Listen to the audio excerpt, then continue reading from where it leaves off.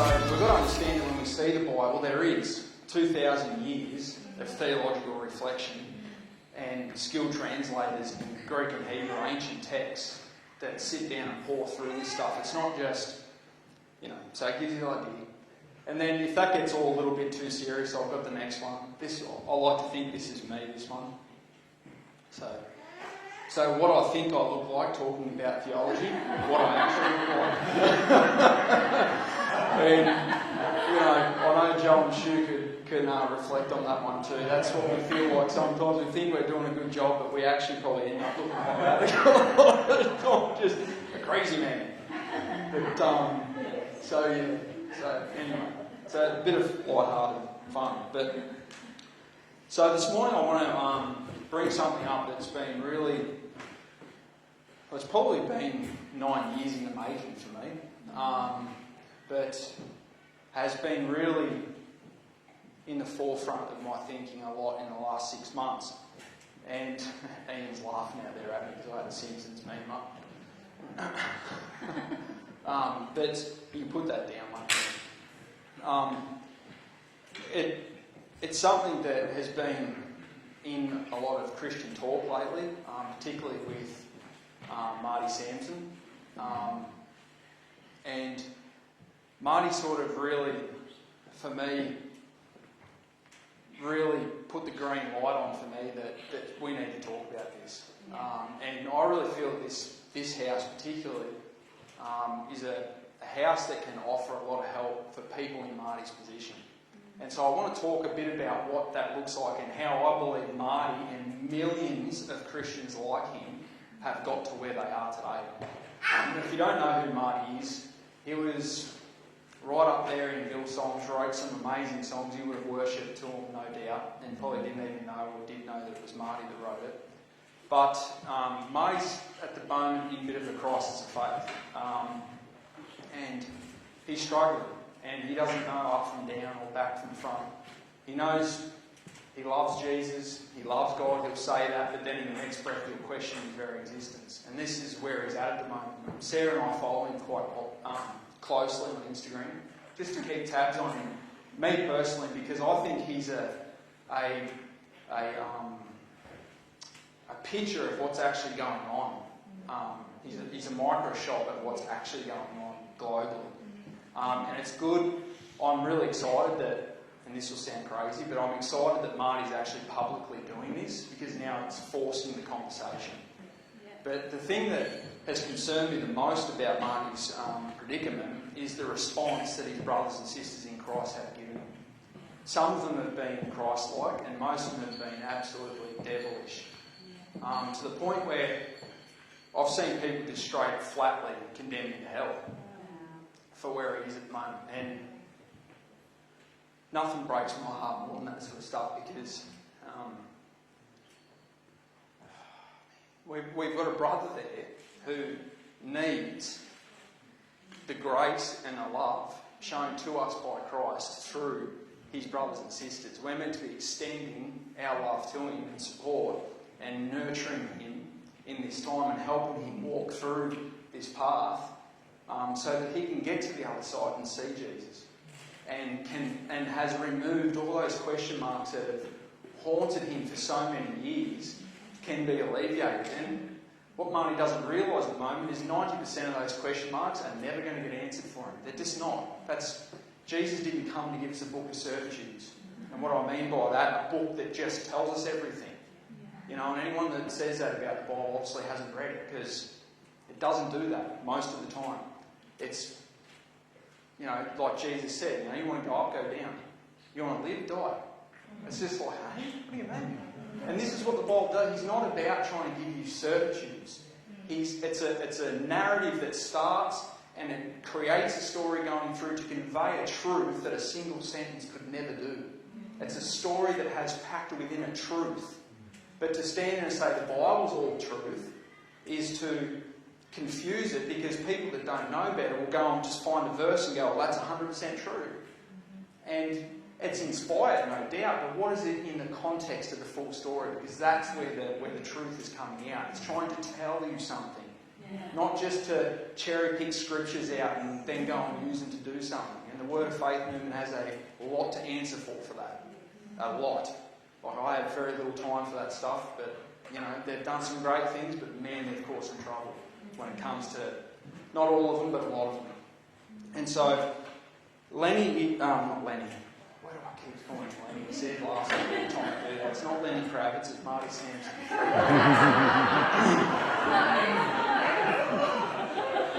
And so, maybe I put him in the same category in my mind, something subconscious, so I know.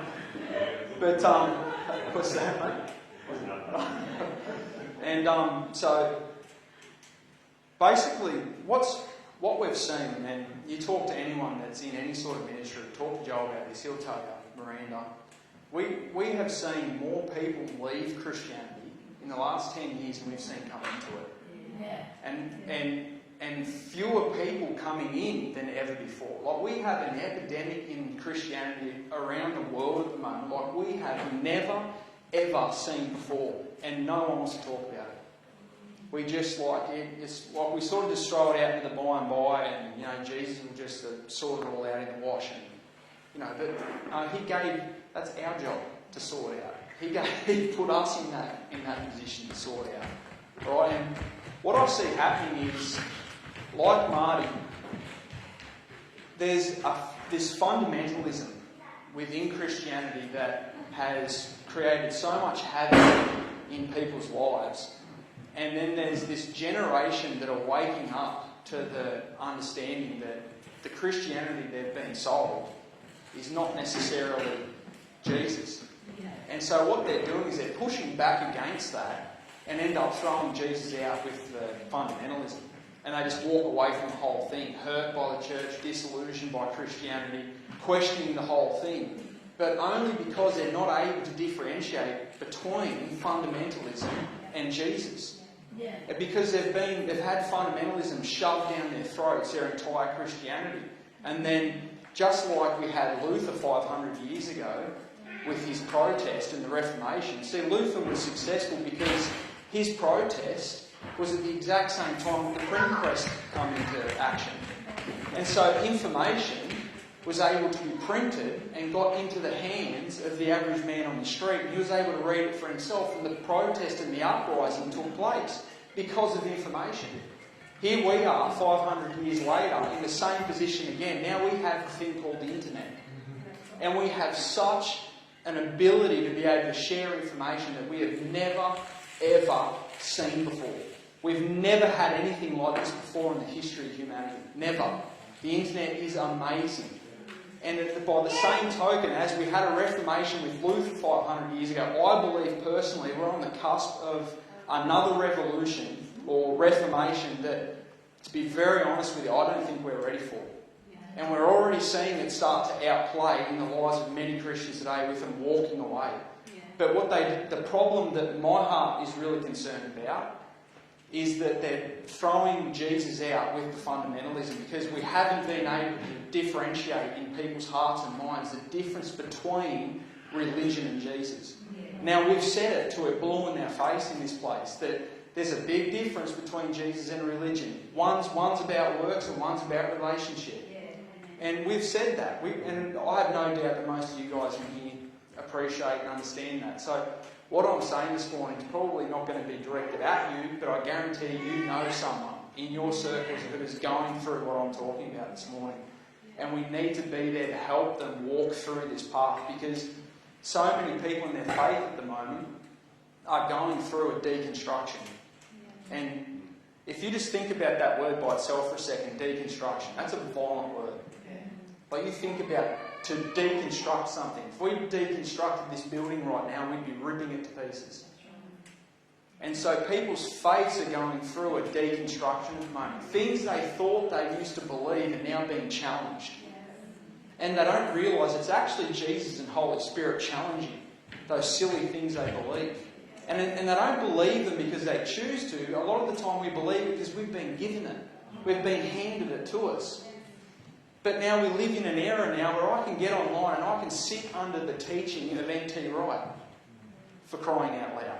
One of the greatest theologians our time has ever seen. The man is amazing. And it used to be I would have to be one of the lucky chosen ones to actually be able to go and sit under NT and study as a student under him and learn from him. And then there would just be one more man with the knowledge that NT Wright had. And then I'd go out and I might be lucky enough to be able to share it with one person and one person. But now we could all right now go home, jump in our computers and all sit under NT Wright. Most of us go to sleep within 5 seconds. But if you're like me, I like dry, crusty, old English theologians. I love that stuff. That just gets my blood pumping. It's not for everyone, but I love it. Nothing like a tweed jacket and a dusty book. But we're able to sit under this information now, and a lot of what we thought, and again, I'm not talking about this house, I'm talking the ecclesia, I'm talking worldwide, the church. A lot of what things we have hang on to and even forced a lot of time have started to unravel. And they're just starting to look for what they are, as silly. And a lot of people in fundamentalism, when you're stuck in that, your faith's not actually in Jesus. Your faith is in that fundamental belief. And you're wrapped up in it. And so when it starts to erode and unravel, what happens to your faith? It erodes and unravels, and all of a sudden you're left standing there not knowing what you've ever believed, why you've believed it, what's going on in life. This whole thing's stupid, I don't understand it. And usually what happens is that people in those positions go to their brothers and sisters with questions. And I don't know if you've been around Christianity for very long, but most people that are Christians don't like questions. Particularly if your question is a little bit fringy. It's like you start to question hell. You start to question hell, man, and Christians will attack you because they love hell. Because there's a lot of people they don't want to share heaven with. It's as simple as that. I know, it sounds funny, but that's straight up true. I'm telling you, there's going to be a lot of Christians outraged if they get there and Hitler's there. But who are you going to be to judge? Judgment's not yours. It belongs to the Lord. And He's told us not to do it because we don't do it righteously. And so I'm not saying hell doesn't exist. It's not what I'm saying. I'm just trying to prove a point because I knew if I bring that up, everybody would go, back the bus up, man. Let's just not go there. But you get the gravity of it now. And this is what happens. So these brothers and sisters that are going through these times in their faith now go to their brothers and sisters and seek help, seek answers to their questions. Like, what about the violence of the Old Testament? What about the genocide that God supposedly commanded to happen? What about the infanticide God commanded to happen? What about the extreme violence that we see? But then in the New Testament, He's telling us to love our neighbour and love our enemy. If he slaps you on the cheek, give him the other one. It's like, hang on, God. So my neighbour's allowed to slap me and I've got to give him the other cheek, but it's okay for you to command me to go and butcher women and children. It's like, which one is it, man? So this is what happens. And so because we haven't talked about this stuff, when we get brave enough to start to ask these questions, all of a sudden it's just like, whoa, man, this whole thing just starts to get really real, really quick, and all of a sudden I don't know what I believe and what I don't believe, because all of a sudden I'm a fundamentalist whose faith is completely wrapped up in a book that I think is a book of certitudes. And as soon as those certitudes start to unravel, all of a sudden my faith unravels. But my faith was never meant to be in a book, it was meant to be in a person. His name is Jesus, who never unravels, who's always sure foundation, an anchor behind the veil. That is who our faith is meant to be. But we have a whole generation of people right now that are waking up to the fact that the Christianity they've been given is no different to the one that butchered Jesus. All because of the internet and because we can share the information. But I believe this house is a place of refuge for where people can come and not necessarily get all their answers, all their questions answered, but can find a place where they're safe to question, where we can love them through and allow them to see Jesus on the other side. And like I said, this may not apply to a lot of you guys in here, but I guarantee you know someone that's going through this, and they've probably never even told you about it, because it is scary. I've been through it personally. On the last 9 years, my Christianity's basically been this. It's like, so Adam, you believe that? How about this? Just unravels it. I'm like, okay. And then I've got to go back to the drawing. And it's scary, because a lot of the time, you think you're doing all right until he starts to just mess around with it. And it's not nice. And I've asked myself the question, because a lot of people won't go through what I'm talking about. A lot of people just seem to blissfully just cruise through life and just never question these things, and life's just rosy. And praise God. But there are people out there that are going through this stuff. And I've asked myself the question, if I could have my choice to be blissfully unaware of this stuff and just float through Christianity, or to be what I've had to go through, which one would I pick? I can't actually answer it. I've thought about it and thought about it and thought about it. Because if I'm blissfully unaware about it, that's cool, but I can't help anyone. But if I've been through it, I can help people. But then I've had to go through it, and I can tell you it's not pleasant. It's just not pleasant at all. Like, at all. It's horrible. You're going to be very lonely. Because there's not a lot of people you can talk to, because you'll scare people. And I've seen it happen. I know people that have been through what I'm talking about, and they start asking questions and they scared the daylights out of people, and they had to leave. Because they couldn't get answers, and we couldn't give them answers. But we don't need to answer everyone's questions. What we need to do is point people to Jesus. That's what we're here to do. That's what we're called to do. That's why I had a laugh the other day. I was thinking about the term Christocentric, which is a theological term that means to be Christ-centred. And it's talking about a Christ-centred approach to Christianity, or to theology. And I felt like I heard the Lord laughing. He's like, Christocentric. And I thought, yeah, you're a bit of a funny name. And he's like, why does that even exist? And I'm like, whoa, hang on a second. What have we done to the point where we've had to develop a theological term, Christocentric? You mean to tell me we've got stuff out there that's not? Yeah, lots of it. Like, lots of it. To the point where theologians have had to develop Christocentric theology. Like, my goodness, people, what have we done?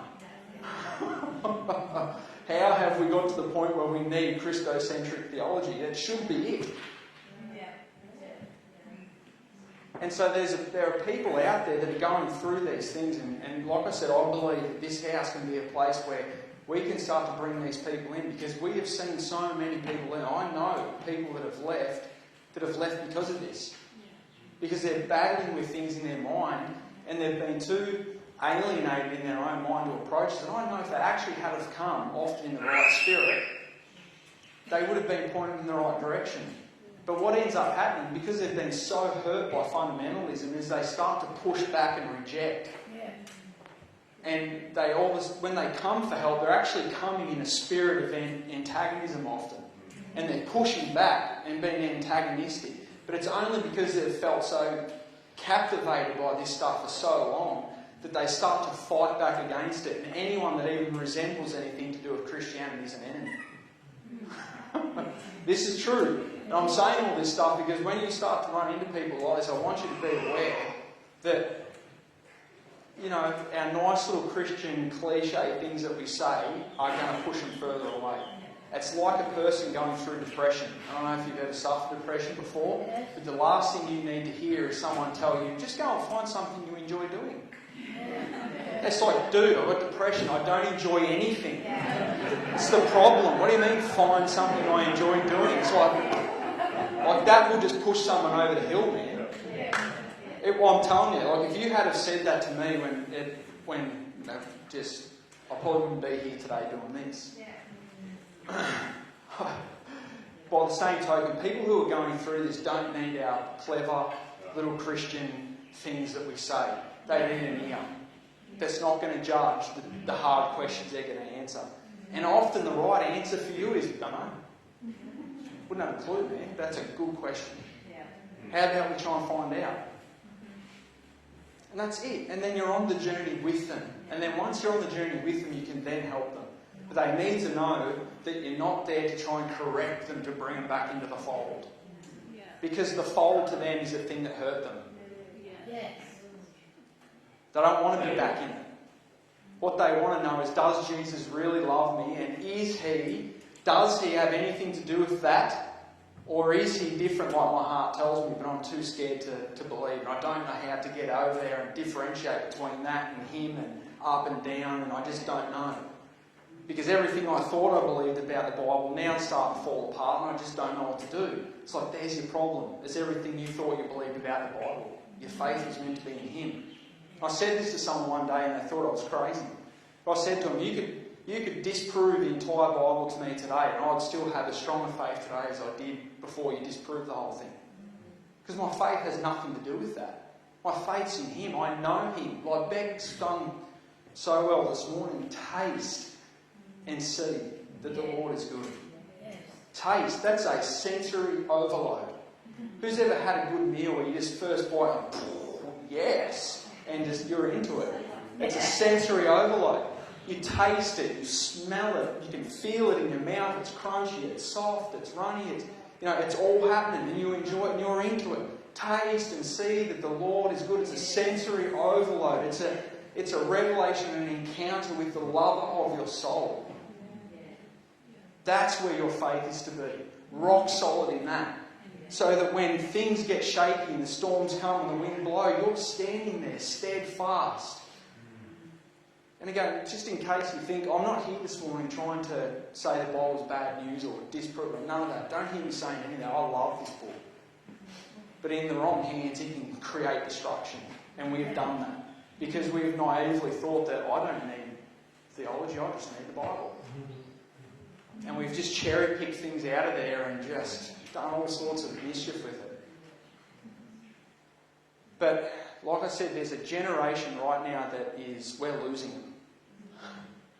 Because they are, I said to some guys the other day, fundamentalist Christianity has done more to create atheism than any other one thing. There is nothing in existence like fundamentalism, Christian fundamentalism, that has created atheists like it has. And I mean militant atheism is because of fundamental Christianity. Because it's nuts.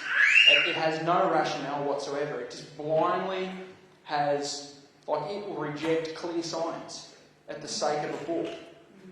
And the book was never written in those particular places to try and disprove the science. It was a story trying to convey a truth.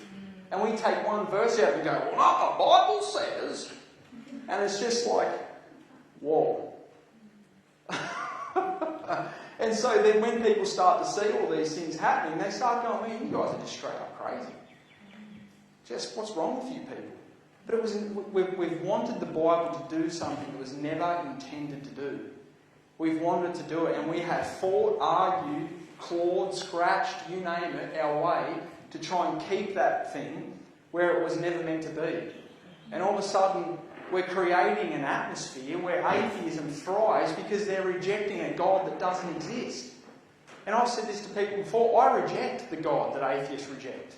He doesn't exist. They're spot on. The God that atheists reject does not exist. They're right.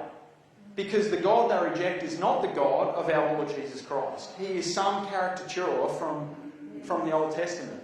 And you listen to any of these militant atheists that start to fight back against Christianity, their entire premise is based on the God of the Old Testament. It is never once premised on Jesus.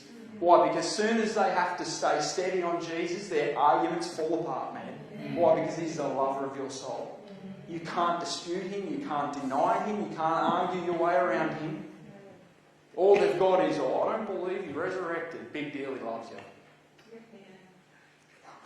It's just like, as if I believe in a God that killed people. That's just like, show me that in Jesus.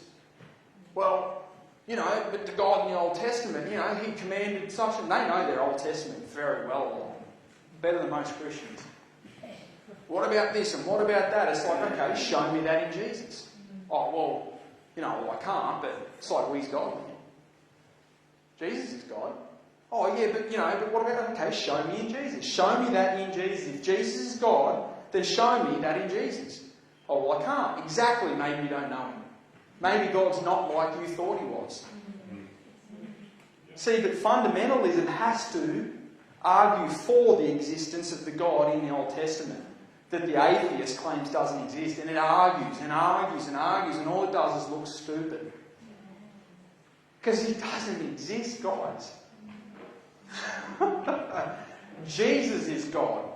And this is the whole thing, is that fundamentalism has fallen apart. Jesus is standing there saying, "Here I am, come to me, all you who are heavy laden, who are burdened down under the weight of religion, under the weight of works, under the weight of this system. Come to me and I will give you rest." Why? Because you can just have me. So he's saying, you just have me. That's all you've got to do. Just have a relationship with me. That's it. I'll take care of it. You don't have to get everything figured out, sorted out. You don't have to be the bearer of all knowledge. It's not your job to dispute science and argue Dawkins. That's not your job. Forget it. You're not trying to change the mind of this guy and change the mind of that guy. No, preach Jesus. And he will change their mind. You don't need to argue them into it. You preach Jesus and he will convict them. The message of Jesus will convict them. Why? Because that's what it does. That's what he does. Instead, we try and legalise things. It's like we see so much, and I'm all for it. I think it should be illegal, but like with abortion, that should be just flat out illegal. That's murder, plain and simple. But we're spending all of our energy trying to fight to make it illegal. Imagine if we fought that hard to make it unimaginable. We wouldn't need to worry about being illegal. Why? Because I can't imagine doing that. Who would do that? Get people filled with Jesus, aware of the consciousness of Jesus, of his love for us, of our creative potential, of our worth, of our value, of our purpose, of our created destiny, why we're here in the first place. And you're not going to do that. It's going to be unimaginable. You're not going to need a law that tells you not to. And you're not going to need to spend all your time arguing against it. You're just going to have Jesus. Maybe that's what the gospel was meant to do in the first place. Got news for you. That's exactly what it was meant to do. You were never meant to be in Parliament arguing against things like that. That's Babylon. You're a part of the kingdom. Jesus is not reforming Babylon. He's bringing in his kingdom and he is completely taking Babylon over. He doesn't care about your democracy. He doesn't give a rip. He's here for you, the kingdom.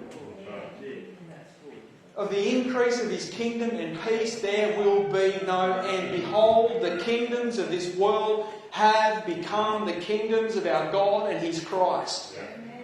That is the MO. That's the end game. He's taken this show over. Not reforming it. He's stomping Rome. He is stomping empire into the ground. Donald Trump answers to Jesus. So does that other guy that's meant to be running our country. He answers to Jesus. Instead, he's been over there with Donald Trump. And, it's one of the most vomit-worthy things I've ever seen. But anyway. Oh, he got in and he's a lot like me, you know. He thinks a lot like me and I'm like, God help us. This is Donald Trump. So he thinks a lot like me, this guy. You know, he believes the same things I do. And I thought, man, I wish I believed in the rapture. So, I said all that. Now let's look at something that we can be sure of. What we can stand on. Our early church fathers gave us something. A gift. That in their time the church needed. Because there was so much confusion. They were 400 years after the apostles. And there was all sorts of heresy coming in. Gnosticism was just running rampant and causing all sorts of mischief. And people didn't know up from down. And the fathers came together in a council called Nicaea, and said, right, how are we going to combat this thing? What are we going to do as a litmus test for the faith, for the body of Christ, that they can just hang on to and know that they're safe? Give them a parameter that they can rest in, that they're going to be safe in. So if anything does come along that starts to worry them, they can run back to this and be safe. How are we going to do that? And they fought and argued and fought and argued for ages to put this thing together. And we ended up with what we call today the Nicene Creed, which most Christians have no idea about, which just blows my mind. We should know about it because it's like a foundation of our faith. There's heritage, there's history, there's tradition there. Can we get that up and try it? I've got it in a PDF, but I've got it here written out. And so if you are going through anything like what I spoke about this morning, or you know someone that is, you can give them this. And you can just stay in this. Don't worry about all those things that are unravelling. Just forget them, shelve them, leave them alone. You can just rest in this. This will be a litmus test for your faith. It will keep you safe. When everything else seems to be falling apart, you don't understand this doctrine, you don't understand why Scripture's saying this or why Scripture's saying that, this will keep you safe. And you can use this to get a gauge of those things that are coming at you. All those things